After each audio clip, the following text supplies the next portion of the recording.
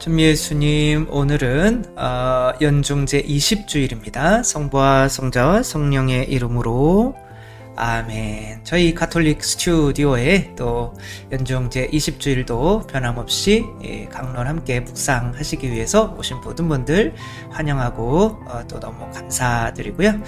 오늘 복음 말씀은 이 그림을 보면 또 알 수 있듯이 예수님께서는 가나안 여인의 청을 거부하시고 제자들은 왜 다른 때랑 다르게 좀 다른 때는 그냥 바로 믿음을 알아보시고 고쳐주시는데 왜 이 여자한테는 이렇게 매몰차게 하시는지 복음 말씀을 일단 한번 보시면, 이 여인이 이제 가나안 여인이죠. 띠로와 시돈 지방의 이제 이스라엘의 맨 끝이라고 생각하면 되는 거죠.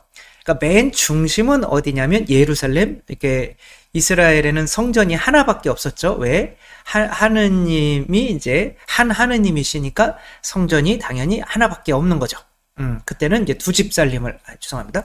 아무튼 하나밖에 없는 곳에서부터 멀어질수록 하느님이 빛이라고 생각했기 때문에 모세가 하느님 만나고 와서 얼굴이 빛났잖아요. 그쵸? 그래서 우리도 뭐 하느님을 빛이라고 생각하는데 멀어질수록 이제 어두워지는 거죠. 그러니까 띠로와 시돈 지방은 갈릴레아보다 훨씬 먼 이방 민족과 섞여 사는 그런 데라 그냥 완전히 이방 민족들의 동네고, 또 가나안 여인은 뭐 아시리아 그때 사람들이 이주해 와서 사는 사람들이기 때문에 그리고 피가 섞여서 그냥 완전히 이방인이라고 생각했고, 실제로 여기서 예수님도 개라고 하지만 이스라엘에서 이제 개몬따도 못한 존재로 여겨지던 사람들이었죠. 근데 예수님도 그렇게 표현하시는 게 굉장히 좀 특이하죠. 그래서 다윗의 자손이신 주님, 저에게 자비를 베풀어 주십시오. 제 딸이 호되게 마귀가 들렸습니다. 이것은 우리가 하느님의 자비, 곧 은총을 얻기 위해서는 이 자매님처럼 어떤 마음을 자세를 가져야 되는지에 대해서 말씀을 하시는 거죠. 물론 믿음이기는 한데 겸손 없는 믿음은 믿음이 아니라는 거죠.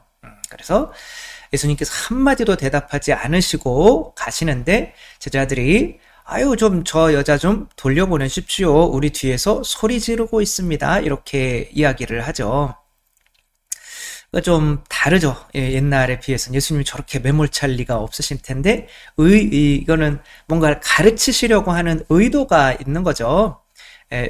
당신께서 이렇게 자비로우시고 하신데도 그냥 청하기만 하면 들어주는데도 이스라엘 사람들은 잘 예수님께 청하지 않았고 그런 것에 너무 가슴이 아픈데, 그 가슴이 아픈 거를 이 가나안 여인이 위로해 주는 거죠. 내가 이렇게까지도 하는데도 이 믿음 봐라. 가나안 여인이 불쌍하긴 하지만 예수님을 끝까지 위로를 해드리는, 그래서 하느님께서 우리를 좀 너무 매몰차게 고통을 주실 때는 그리고 내가 믿음을 끝까지 지켜나간다면 오히려 하느님께 청하는 사람만이 아니라 내가 하느님을 위로하는 사람이 될 수 있다는 것까지도 이렇게 한번 생각해 보면 좋겠고요. 근데 예수님께서 나는 오직 이스라엘의 집안에 길 잃은 양들에게 파견되었을 뿐이다. 근데 여기선 양이라고 이렇게 말씀을 하시는데 이제 개로 내려가죠. 근데 이제 양 아니면 개다 뭐 이러는 거죠. 그랬더니 저를 도와주십시오라고 하니까 자녀들의 빵을 집어 이제 자녀와 개로 가는 거죠. 강아지들에게 던져주는 것은 좋지 않다.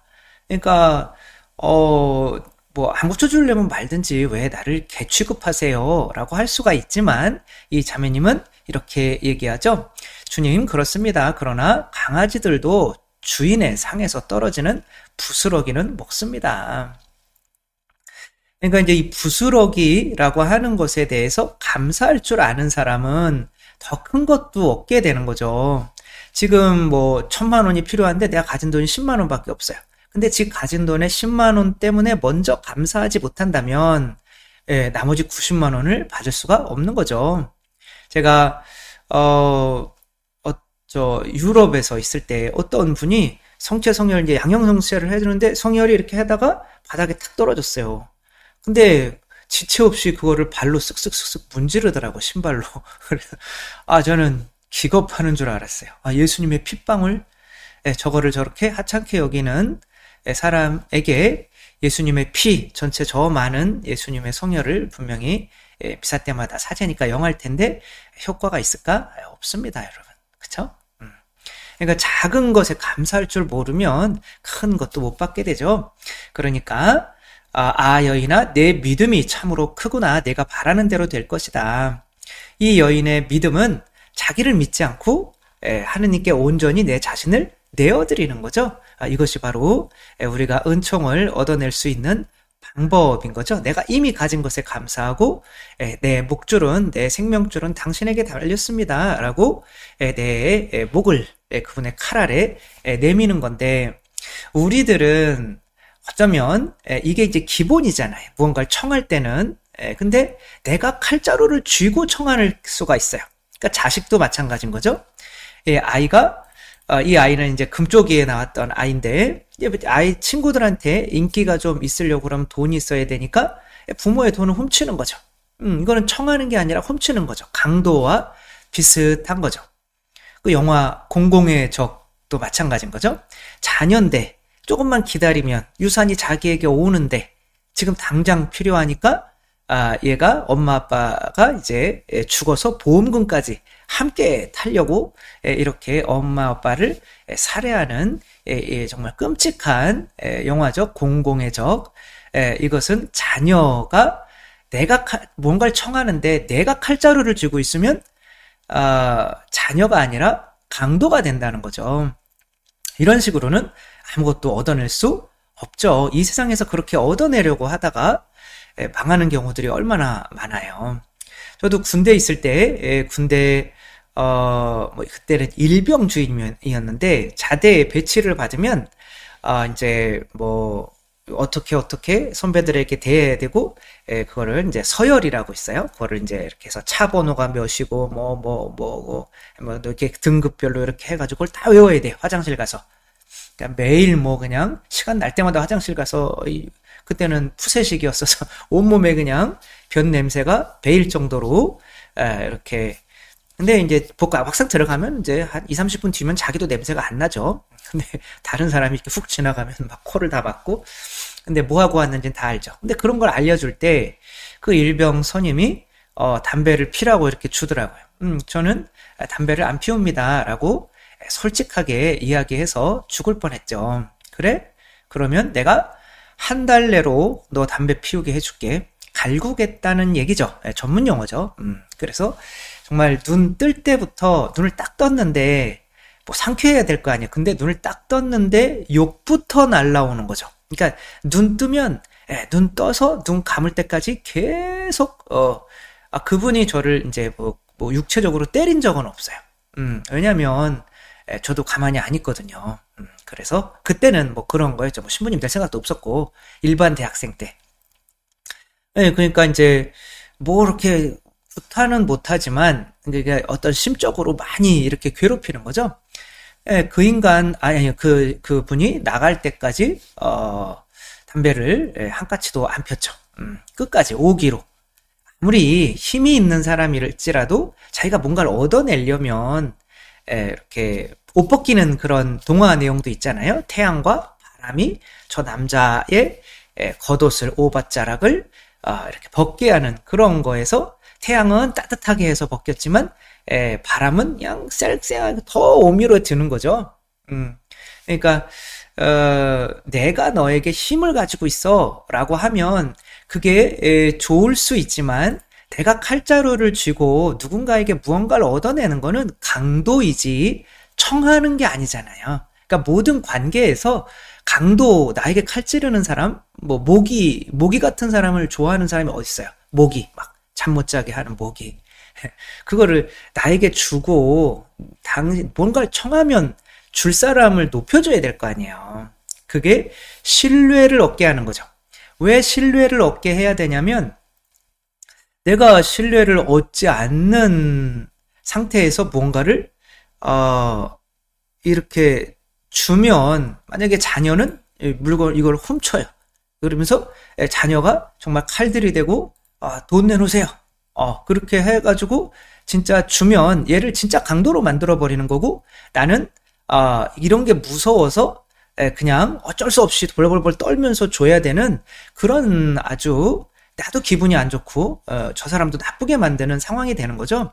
근데 우리가 하느님께 뭔가를 청할 때도 이럴 수 있다는 거죠. 내가 칼자루 주고 하느님께 청하는 거죠.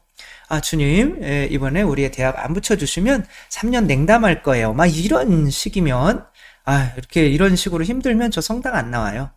그리고 실제로 우리가 그렇게 기도 안 하는 것 같지만, 실제로 내가 칼자루 쥐고 하고 있단 말이에요. 뭐, 이만큼 제가, 감사원금 100만 원 낼 테니까, 우리 남편 사업 좀 이번에 우리 집 좀 팔리게 해주세요. 이게 뭐예요? 내가 칼자루 내가 쥐고 있는 거잖아요. 집 안 팔리면 100만 원 안 주겠다는 거잖아요. 그러니까 그런 식으로 우리가 하느님께 다가가고 있을 수 있고, 그게 바뀌지 않는다면 나의 운명은 결국에는 이 사도세자처럼 되지 않을까? 물론 뭐 영조가 뭐 잘한 거는 없겠죠. 애가 오랫동안 자식이 없어가지고 40살 넘어가지고 이제 사도세자를 따니까 얼마나 귀엽고, 사도세자가 또한 천재였어요. 저랑 비슷한 천재는 아닌데 아무튼 천재라 뭘 다 외우고 하니까 기대가 얼마나 컸겠어요. 근데 그 기대감에 너무 짓눌려서 이 사도세자는 미쳐버리고 말죠. 그래서 실제로 이 사도세자가 그냥 심심해서 죽인 사람이 한 100명이 넘는다고 해요. 그러니까 그런 자녀, 그리고 아버지까지도, 영조까지도 내가 죽이고 싶다 라는 이런 말을 했으니, 내가 이 왕위를 물려주는 거는 사실은 뺏기는 거고, 얘를 진짜 강도로 만들어버리는 거기 때문에 어쩔 수 없이 아버지가 아이를 이렇게, 네가 날 이거 칼자루 쥐고 있죠, 그쵸? 네가 날 뭐 해하려고 했냐? 그러며 이렇게 뒤주에 넣어서 우리가 다 아는 바대로 이제 먹지도 마시지도 못하고 일주일 넘게 이렇게 살아 있다가 이제 죽게 되죠.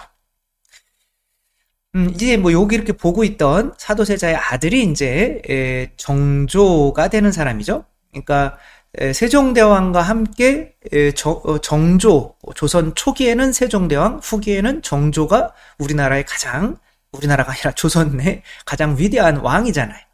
근데 이때 반란 세력의 사도세자의 어떤 칼 들고 아버지께 청하다가 칼 맞은 그런 거죠. 우리가 나중에 기도를 잘못하다가 보면 하느님을 결국에는 하느님이 아니라 소로 만들고 있었다는 거를 우리가 깨닫는 때가 있겠죠. 그러지 않으려면 내가 칼자루를 누구에게 줘야 돼요? 내가 청하는 사람에게 주어야 되는 거죠. 칼이 제 머리에 있으니까 기분이 별로 안 좋지만 그래서 빨리 바꿔야겠네요. 그러니까 내가 칼자루를 쥐려고 하는 게 뭐예요? 바로 하느님께 아무것도 내어놓지 않는 거죠. 내 목을 내어놓지 않는 거죠. 그게 선악과인 거죠. 우리 안에 있는 뱀은 그 선악과를 내가 하느님께, 그러니까 내 칼자루는 내가 줘야지. 그러며 하느님께 또 뭔가 이거 해주세요, 저거 해주세요 청하고 있단 말이에요.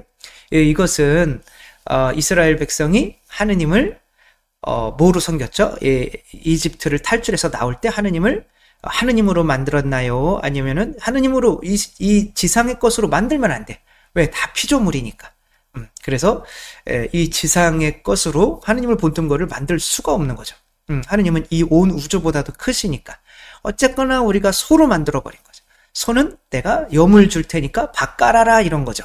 내가 이만큼 교목금 이만큼, 성당에서 봉사 이만큼 할 거니까 우리 집 좀 건강하게 해주시고 우리 애 좀 잘 되게 해주시고, 이게 내가 칼자루를 쥐고 있는 거죠. 내가 그거 안 하면 내가 이거 안 해주겠다 이거예요. 내가 10만원, 당신 10만원 없으면 거지잖아요. 뭐 이런 것처럼 그 칼자루를 그 별것도 아닌 걸 내가 쥐고 하느님께 청하고 있는 거를 우상숭배라고 하는 거죠. 하느님이 아니라 소로 만들어버리는 거죠. 염을 가지고 막 일시키려고 하는 거죠.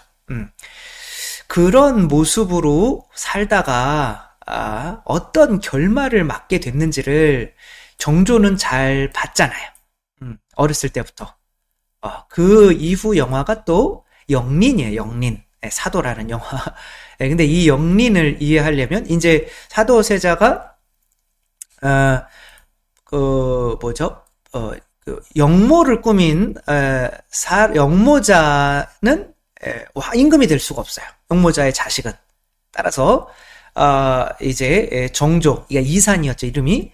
그 정조를, 이제 정빈이 씨의 어떤, 이제 먼저 죽은 효장세자가 먼저 죽었죠. 그 효장세자의 이제, 그러니까 양아들로, 그러니까 정빈이 씨의 양아들로 이렇게 삼은 거죠. 그러니까 사도세자는 아예 호적에서 이렇게 빼버리고 미쳐가지고. 그래서 이제 정조하고 해경궁 홍씨, 사도세자의 이제 부인이었죠. 하고 이제 둘만 같은 편인 거죠. 엄마하고 아들하고. 나머지는 다 여기에 또 맨 위에 정순왕후라고 영조가 60이 넘어서 이렇게 15살 때 여기가 그럼 나이 차이가 몇 살 나는 거예요.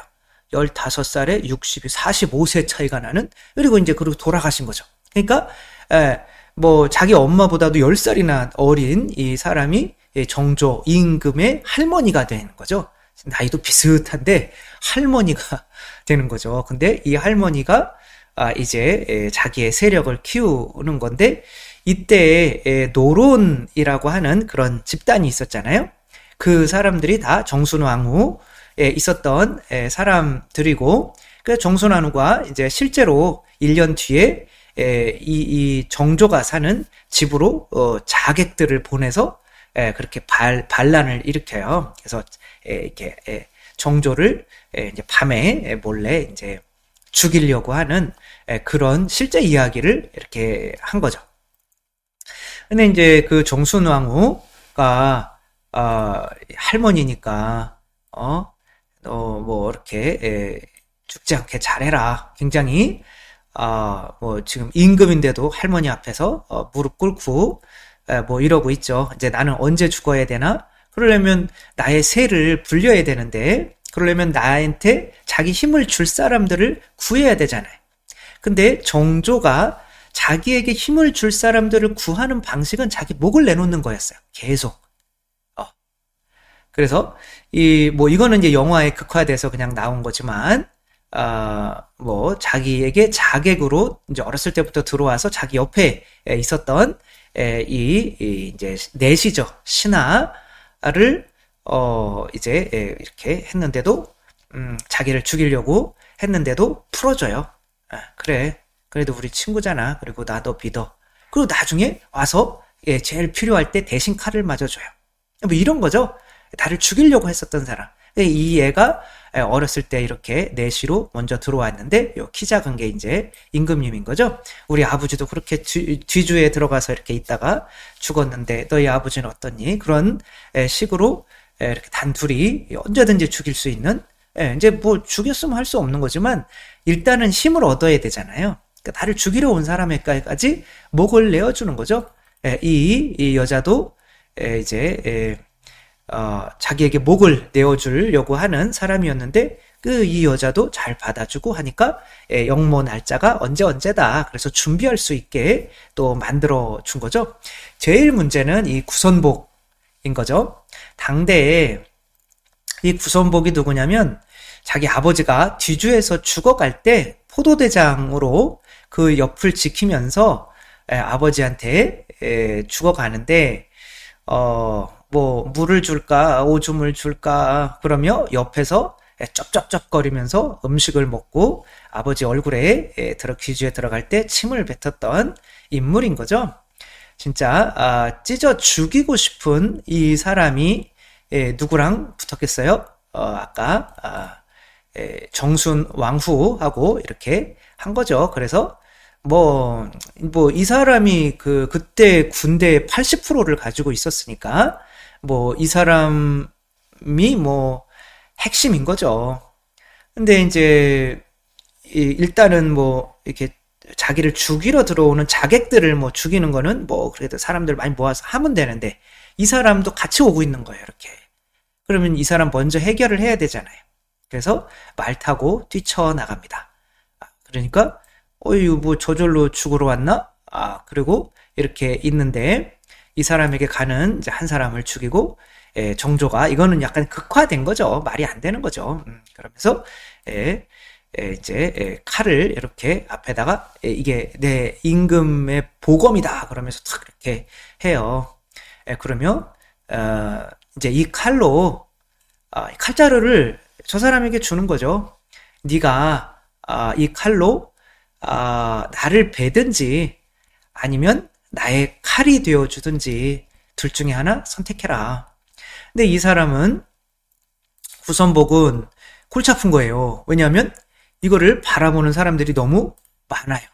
그러니까 자기 이 임금을 그리고 자기한테 칼을 내어 던진 그 칼자루를 준 임금을 이 전 나라의 80% 군대를 장악하고 있는 이 구선복이라는 사람이 그 임금을 이 칼로 이렇게 했다? 그러면 이 사람들이 자기 부하들이 어떻게 생각하겠어요? 그쵸? 그리고 나중에 자기도 이렇게 목 잘릴 일이 많겠죠. 그쵸? 그래서 어쩔 수 없이 이렇게 자기의 목을 내어주는 정조의 편에 서게 되죠.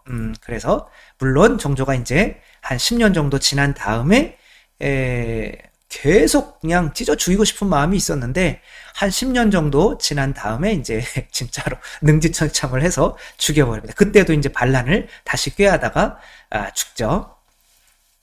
근데 아무튼 그렇게 하는데 정말 아버지한테 그렇게 정말 그 살을 다 찢어가지고 그거를 내가 깔아서 그 위에서 자도 씹어 먹어도 정말 부족할 인간이고 내 뼈가 막 끓는다 라고 했거든요. 그렇게 그러면서도 자기 칼을 그래 네가 아버지 죽인 것좀 나도 죽여 그렇게 내어 던질 수 있었던 그런 정조의 이런 것들이 바로 그 은총을 얻는 방법인 거죠. 힘을 얻는 방법인 거죠. 그렇게 되자 구선복까지 돌아서니까 이제는 오히려 이 무슨 왕후였죠? 이 양반이 무릎을 꿇고 이제 용서를 청할 수 있게 된 거죠. 정순왕후. 그러니까 내가 누군가를 용서해 주려면 먼저 힘이 있어야 되는 거죠.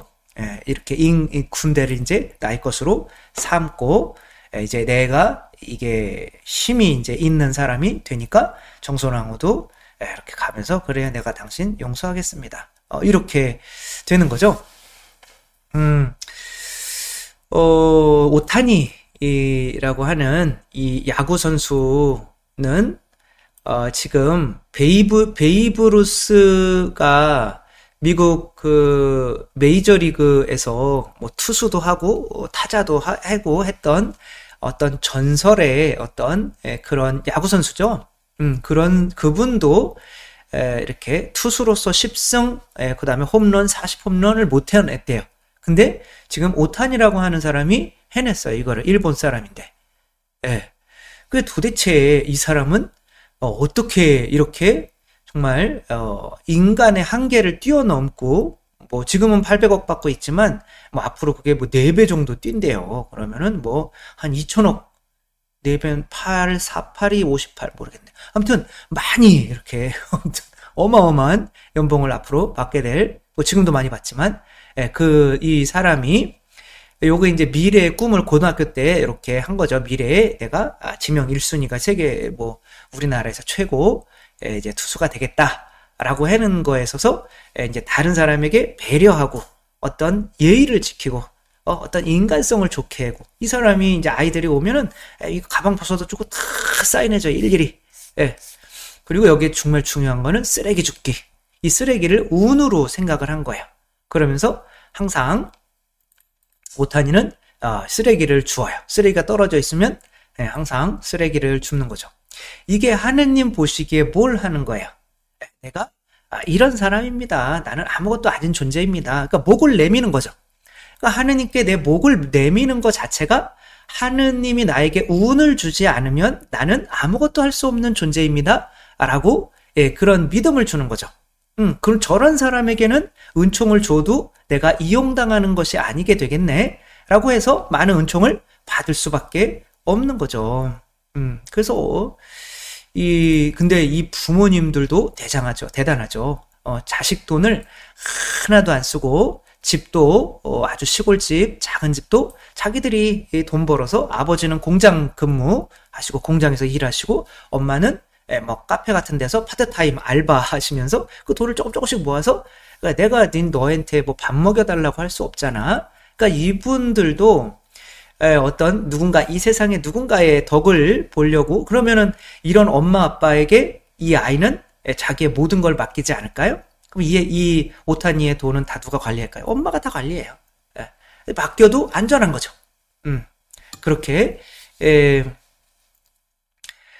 해서 아무튼 이 다른 사람이 무심코 버린 운을 줍는다. 오타니 쇼에이 이렇게 항상 이렇게 쓰레기 줍고 다니고 그러니까 여러분들도 일단 하느님께 뭔가를 청한다면 내가 하느님한테 운이 아니면 당신이 나에게 주시는 축복이 아니면 나는 아무것도 할 수 없습니다. 라고 칼자루를 내어드려야 될 거 아니야. 그 내어드리는 게 나를 믿는 거를 이렇게 버리는 거죠.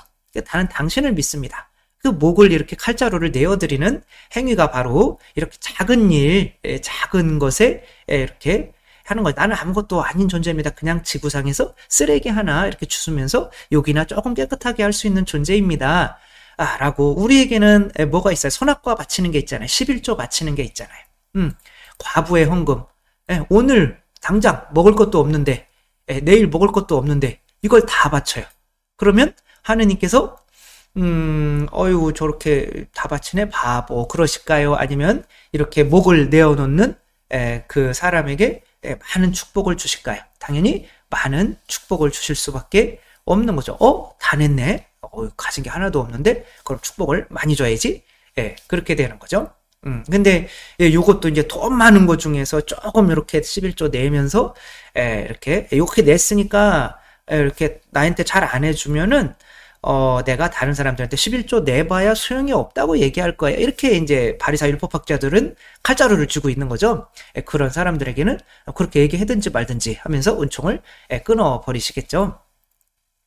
누군가에게 청할 때 정말 우리는 행복한 왕자도 마찬가지인 거죠. 칼자루를 쥐고 있지만 나는 아무것도 할 수 없단다. 네가 가난한 사람들에게 내 눈에 보석을 빼어서 내 칼에 있는 보석을 빼어서 내 몸에 붙은 금딱지들을 떼어서 좀 갖다 줄 수 있겠니? 난 아무것도 할 수 없어. 라고 할 때 누군가가 이렇게 도와주는 게 의미가 있어지니까 도와주는 거죠. 여러분은 이런 강아지나 이런 고양이에게 밥을 안 주고 싶으세요? 그리고 싹 돌아서면 양심의 가책이 등어리에 막 꽂히겠죠. 그래서 이렇게 아무것도 할 수 없는 얘네들은 우리가 조금만 사랑이 있어도 도와주고 싶은데 막 주인이 막 이렇게 주었는데 주인 가까이 가면 지 밥 뺏어 먹을까봐 어렁어렁 그리고 그러면 또 주고 싶을까요? 그냥 팔아버리고 싶죠. 그런 것처럼 우리들이 하나님께 다가갈 때의 이 모습이 사실 칼자루를 내가 쥐고 있는지 아니면 하느님께 칼자루를 맡기는지 오늘 복음에서 자식이 아니라 칼자루를 내가 쥐고 있으면 강도가 되는 거잖아요. 그래서 이 예수님께서 바라시는 이 믿음이라는 거는 하느님은 사랑이시고 하느님만이 모든 능력을 가지고 계시고 그렇기 때문에 내 힘을 완전히 빼서 오로지 내 목을 하느님께 저거 강아지 맞아요. 그렇지만 이렇게 당신은 자비로우신 분이기 때문에 이렇게 청하면 당신은 절대 거부할 수 없으세요. 라고 그리고 나는 뭐 당신이 주지 않으면 그냥 굶어 죽을 거예요. 라고 이렇게 자존심 없이 머리를 굽혔던 이 가나안 여인의 믿음을 본받아서 우리도 하느님께 충만한 은총을 많이 받으며 살아가는 저희 모두가 되었으면 좋겠습니다. 주님께서 여러분과 함께 전능하신 천주 성부와 성자와 성령께서는 여기 모인 모든 이에게 축복을 내리시어 길이 머물게 하소서. 주님과 함께 가서 복음을 전합시다. 하느님 감사합니다. 성부와 성자와 성령의 이름으로 아멘. 감사합니다. 사랑합니다.